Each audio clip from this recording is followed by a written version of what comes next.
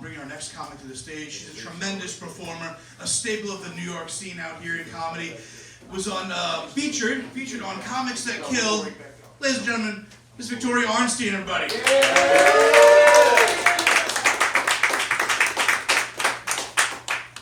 Aw, guys, thanks for that standing ovation. Don't, really. Have a seat, guys, really. Thank you for coming out, huh? Give it up for yourselves for coming out here. Guys, I am celebrating. I am very excited. I just got back from my Comedy World Tour. I just toured all around. Thank you. It was so much fun telling jokes in all the different countries in Epcot Center. I don't like to travel for comedy. I really don't. To me, I mean, I'm a Jew, you know? We wandered enough. So I got this GPS. I don't know if you guys know there are ethnic GPSs now. I got the Jewish one because it was the cheapest. Not because it was Jewish, it was defective. It was only programmed for the 5 boroughs of New York and Miami. It was great. It was a great Jewish GPS, you know? I get in the car. What better way to get around than a mother Jewish know-it-all, huh? I totally could relate, yeah. It goes like this when you get in. Okay, Bubba darling, let's get started. Put your seatbelt on. I'm not starting until you do. Okay, you're going to go straight past the light. Then you're going to go straight again past the non-Jewish area. You're going to see a temple to your left and a church to your right. Oh, you stay left.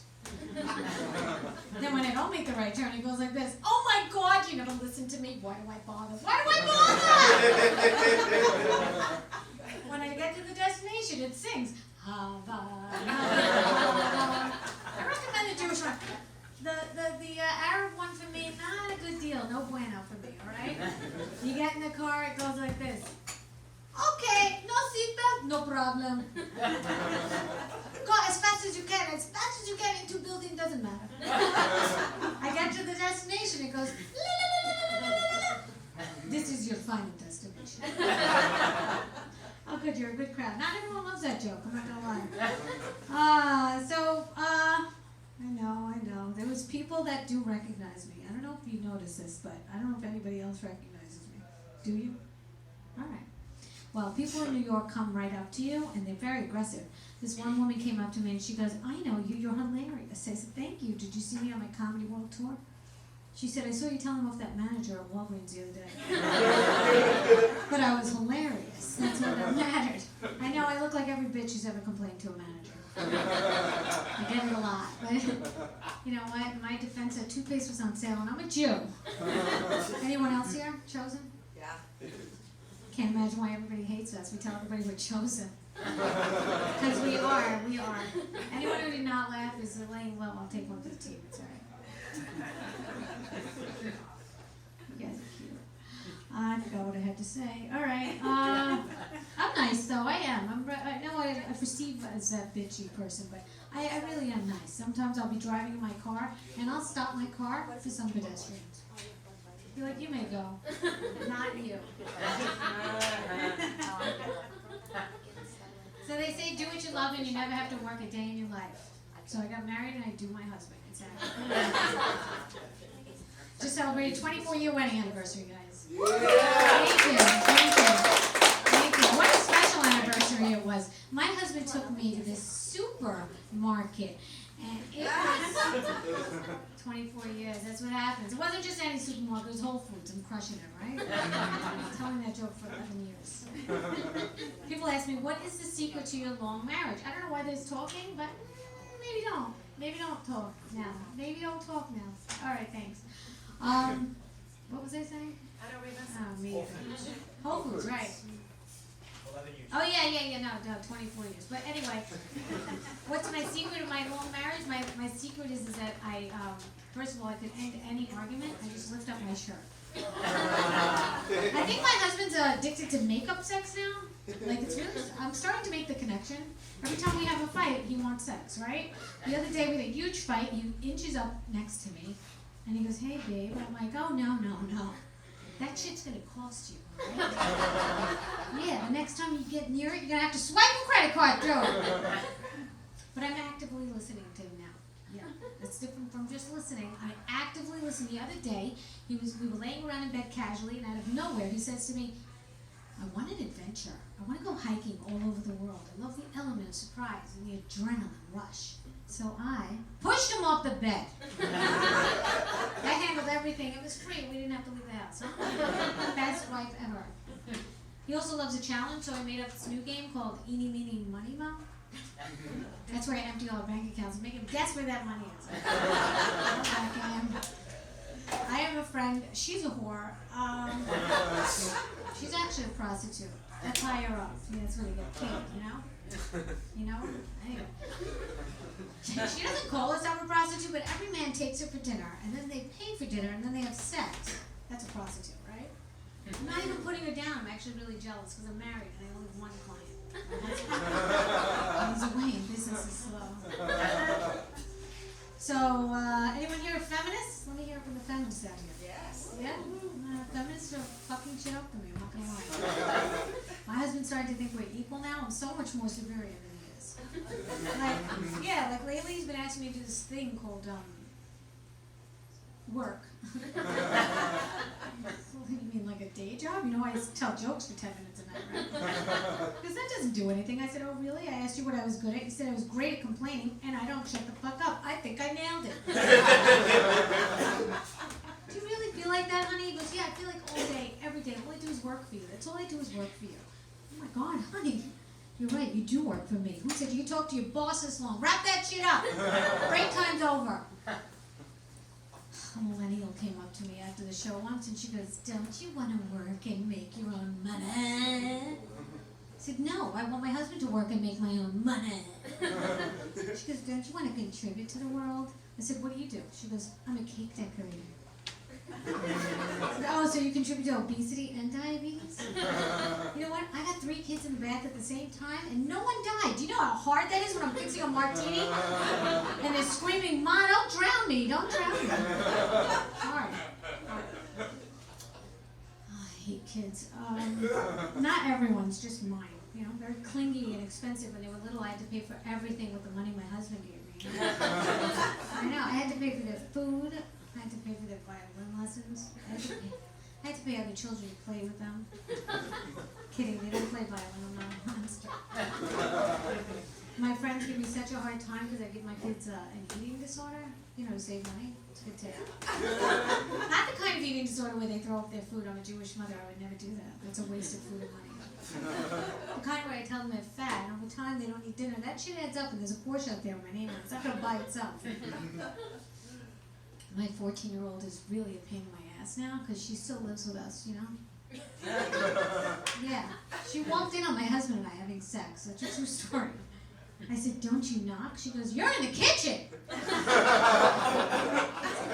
What are you doing in the kitchen? I thought I gave you that eating disorder.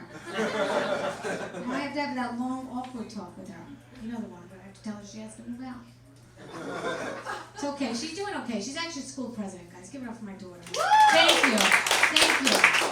She was homeschooled, but that's okay. I made a valedictorian also. I'm a good teacher. I didn't know what I was doing the first day of homeschool. She asked me, what should I do? I'm like, I don't know. Watch this video of Ben Franklin. I hear he's a genius. It had like 30 million likes, 30 minutes long. 5 minutes later, she comes running back to me. Mom, Benjamin Franklin paid women to have sex with him. I probably should have watched the video first. Oh my God, he was a genius. She goes, what? I go, yeah, did you see how ugly Benjamin Franklin was? He had to pay women to have sex with him. Plus, that's how the $100 bill was invented because he was sick of paying those hookers with 50s. Look it up. It's true. Google it. She's getting a little too woke for my blood. I don't like it at all. I'm going to stop that shit. Don't worry. All right? The other day, I told her the tiger shark is the most vicious, second to the great white. She whispers in my ear, great white? That's racist. I lost my shit. I started yelling. I'm like, because, you know, if you yell, you worry one. And I go, shut the fuck up, you loser, bitch. And then I had to explain to everyone sitting in the waiting room at the pediatrics office what happened. She whispered, and I yelled. child. That's so cute. And I did explain to everybody there, I said, listen, it's a very empowering moment for her. I'm teaching her how to deal with people like me. And I think they all agreed that teaching came very naturally to me. Yeah, because Child Services doesn't stop calling me. Teaching her current events is the real wild child right now. You know what I mean? Do you know what current events is in? I looked at an article, New York Post. That's a pretty reputable New York magazine, right? I mean, come on. I mean, newspaper. I mean, this is what I have to teach my kid. We came across an article and it said, a man just married his sex doll. His sex doll. That's a silicone piece of nothing. That's like a big, huge condom glory hole. That's what he married. This is where America's at? This is what he married? That's not even the weird part, guys. Want to hear the weirder part? Yeah. He claims that the sex doll is pregnant!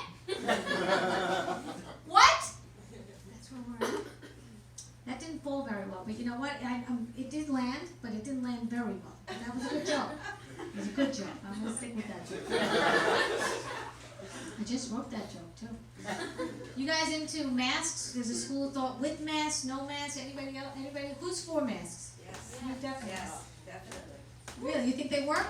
Yeah. Some people don't think they work. I happen to think they work. There was a man, he was riding a bicycle, he was wearing a mask, and he got hit by a car. He died. But the mask collected his teeth. So it did help. It helped the family identify him, so they were very grateful. So I'm from Camp Mask, all right? So my daughter said that she saw a shooting star. You think that's good luck, right? Yeah. I said, you saw Alec Baldwin? I don't know why everyone was so shocked that he was not shooting with blanks. He's got 8 kids. He doesn't shoot blanks. You think he's going to continue to shoot movies? I think so too. He's not gonna go to jail. Do you think he'll go to jail? All right. Anyway, I like to sell my husband's things on Craigslist. No? Anybody else? All right. No, he doesn't have to know everything. But anyway, I sell his things on Craigslist. There was a ladder. It was shiny and new. It was $200. I was selling it for $50. A bargain. A bargain. There's always this one guy. I'll give you $40 for that ladder. That's all the money I have. That's all the money you have? You only have 2 $20 bills? You're a grown man, and you only have 2 Andrew Jacksons? You only have $40? And you're buying a ladder. I said, all right, I'll give you that ladder for $40, and I'll throw the rope in for free. That's a suicide joke. All right, I'll leave you with this, guys, because I know how much you really don't want me to leave, but I get it. Because it's my Comedy World Tour. You guys are very intrigued by that. I have autocorrect on my phone. You guys get in trouble with autocorrect? I innocently wrote to my grandfather, hi Grandpa, I'm coming to town. Are you around? He goes, what kind of question is that? It said, hi Grandpa, I'm coming to town. Are you aroused? My phone knows me so well. Because I say that word a lot. And because he's really hot. We're 97, guys. He's so cute. I took him to the gym after my grandmother died for moral support. He said, Victoria, what machine's going to make me sexy and buff for the ladies? Grandpa. It's the ATM machine. You're going to be fire up some fun. Anyway, that's my time, guys. Follow me on Instagram. Victoria makes you laugh. Have a seat, guys. Give it up the rock. Keep it going, Victoria, everybody.